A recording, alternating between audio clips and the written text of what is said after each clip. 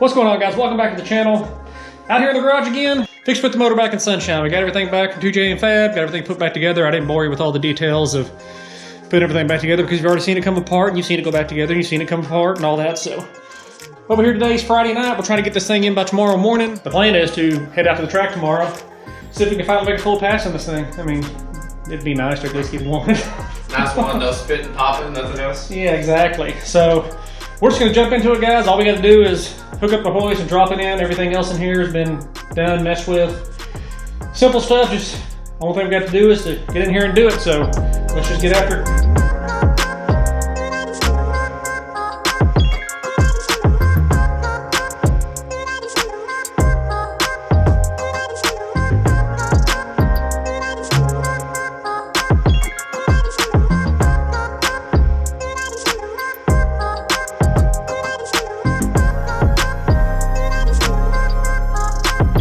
Alright guys, motor's in. All we like now is just kind of tighten it up, straighten it out. Kind of the pain in the butt on this thing to get this, with the way this tranny sit in here and the way these motor mounts are. I mean, you gotta be pretty, I wouldn't say pretty exact, you've gotta be exact. Once he gets this. There's a converter bolt too. There's no tranny bolts down there at all? None. Okay, I've got two, there's none down there. Is any on this side? Well, I guess I lied. I gotta locate some tranny bolts real quick. Well, guys, we were looking for our tranny bolts and we found them. For y'all out there looking, y'all can stop. We found them. Okay, so we get these last two tranny bolts in. Start putting the rest of it together.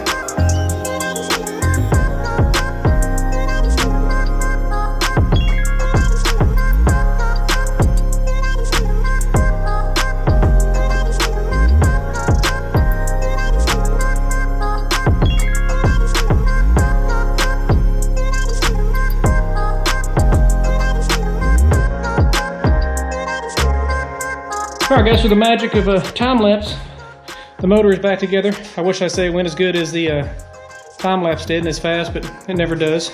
All we gotta do now is jump underneath it. Torque converter bolts, starter. Remember, hook up the crank sensor. Really, other than that, guys, is putting water in it, getting oil. That helps too. And a filter. Make sure that goes on. Fill up the water, and that's it.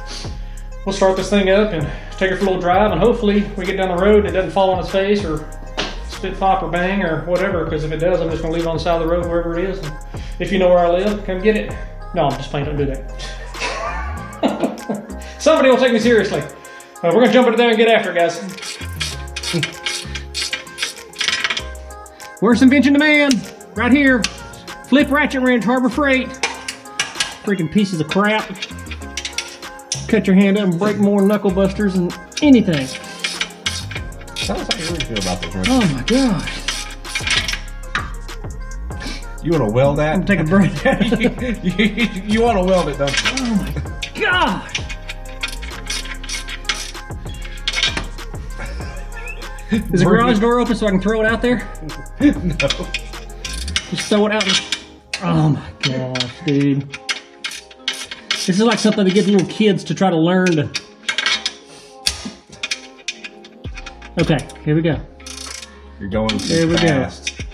There we go. Slow stroke it. Yeah, my patience is. And we need to super glue that. Oh my gosh. Super glue the. Mother. Alright guys, everything's done. We've got converter bolts hooked up, trannies hooked up, all the motors in, everything's buttoned up, a couple little zip ties. That's about all we got. Got to run up here real quick, grab us an oil filter and some oil. Put some water in it, drop it down on the ground. Yeah, recommendations on the Irachimo wrench that flexes on the head. They get a 3 out of a 20. Yeah. That's his favorite right there. That is awesome.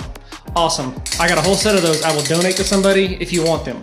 Free. I'll even pay you to take them. All right, guys, garage doors are open. One last little check over. Got water in it. Just got to start it up, pull it outside, and let her warm her for a minute, check all the cylinders, and we'll be headed for a pass. Take one little strip down the road. All it's got to do is hit once for me, not spit, pop, or bang, and we'll be ready to go to the track with it. I'll make sure I turn the key on this time. Hey, be sure to turn the key on.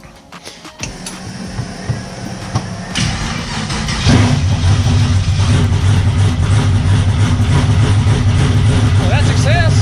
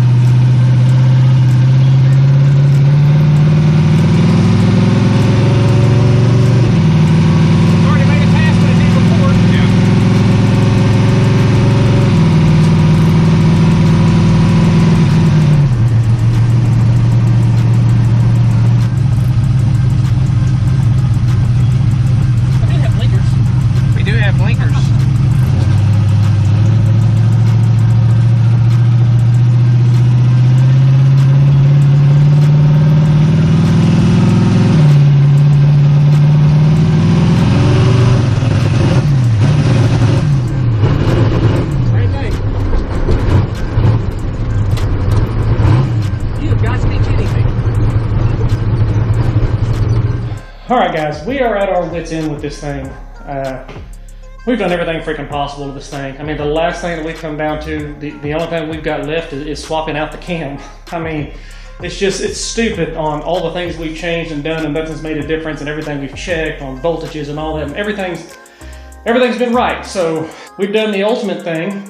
That's probably the stupidest thing, and was probably one of the first things we should have done. I'm sure hindsight 2020, everybody's gonna say the same thing. Why didn't you do that first? We know this car ran with the BR7s in it. It's never ran with these heads on it or with the 9s in it. So that's not saying it won't, just saying it never has. We know this thing ran with the 7s in it. So we put the 7s in it, we've got them at 20. I'm gonna go out here and make a hit with it. I mean, it's either gonna work or it's not, and we just keep going from there, but it's just stupid. It's stupid if that's it.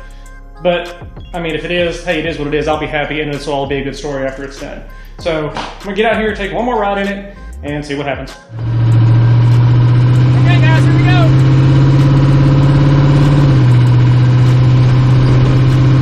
Yes or no? I've got the truck coils off of it right now. I'm running with the other ones. So I don't know.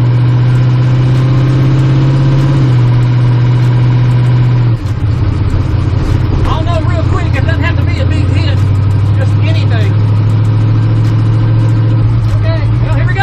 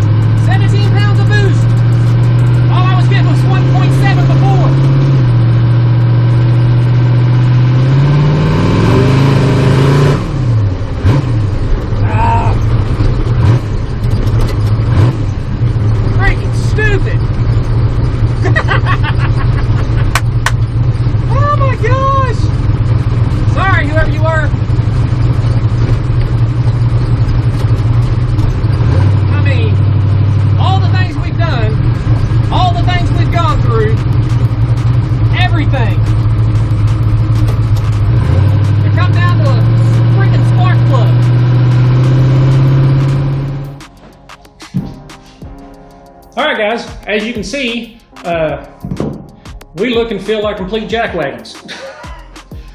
Everything we've done, everything we've switched and changed and gone through, nothing's made a difference. And from the very first time this did this, the first inclination in my head was it's blowing out spark. I've always thought that.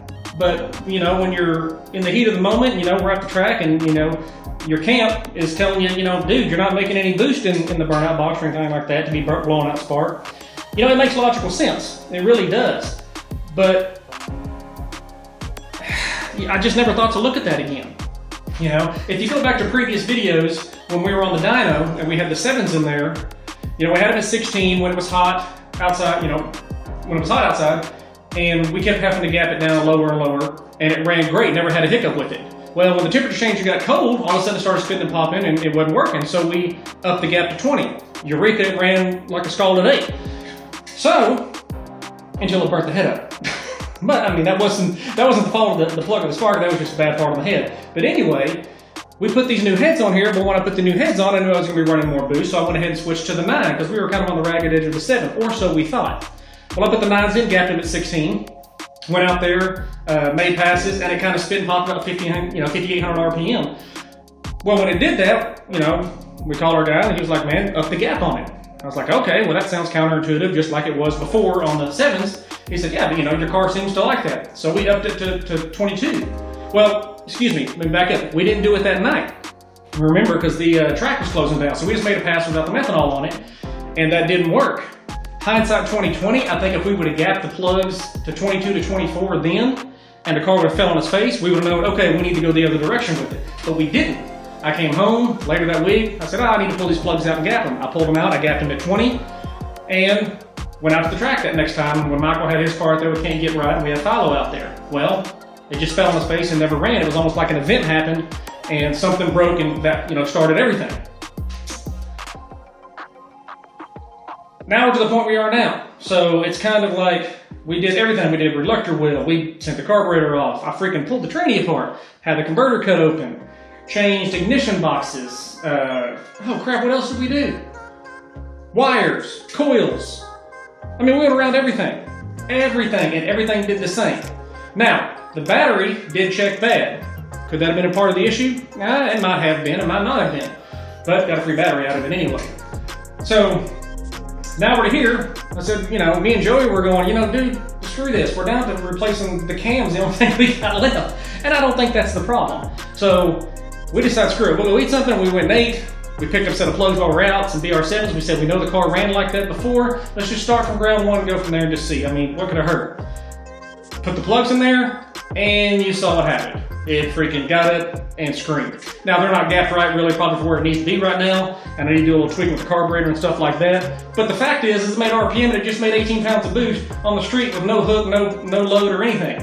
And it's like, oh my gosh, are you freaking kidding me? You just feel stupid. But I guess you gotta go back to, it's like the doctor guy. The doctor goes to school, he learns a lot of things, he knows a lot of things, he can tell you a lot of things, but nobody knows your body like you know your body. I mean, that's just plain and simple. If you're feeling bad, you're feeling bad. When it came to this car, I kept saying, man, it feels like it's blowing out spark. This is what the car does when it blows spark out and falls on its face. And I just didn't go with my own gut feeling. I listened to other people, and it's not saying the other people have wrong opinions. They got more knowledge than I've got, and I'm sure 90% of y'all have experienced what the car was doing. Now, the reluctor wheel was kind of wonky. It was on the ragged edge. You saw that, so I don't feel bad about doing that. I got a lot of upgrades that I needed to do. The motor hadn't been apart in over 2 years, so I got all their studs replaced, got the reluctor wheel, it's welded on, that won't be a problem. Got all the things I wanted to do, poured the intake. I mean, just a lot of things that needed to be done. So I'm not mad about that. I'm not pointing the finger at anybody. It's my stupid mistake, for just not thinking, keep it simple, stupid, that kind of thing. But hey, it's up and running. Now it's just a good story to tell. It's fun to laugh about, It's, a little bit of unneeded money. But I mean, hey, this is Hot Rod. This is what we do. This is what we enjoy, and we're going to keep on doing it. But with that being said, guys, thanks for watching. Thanks for subscribing. Next video we got will probably be out racing Sunshine. Get this thing back out there to see what she'll do. But thanks, guys. We'll see you.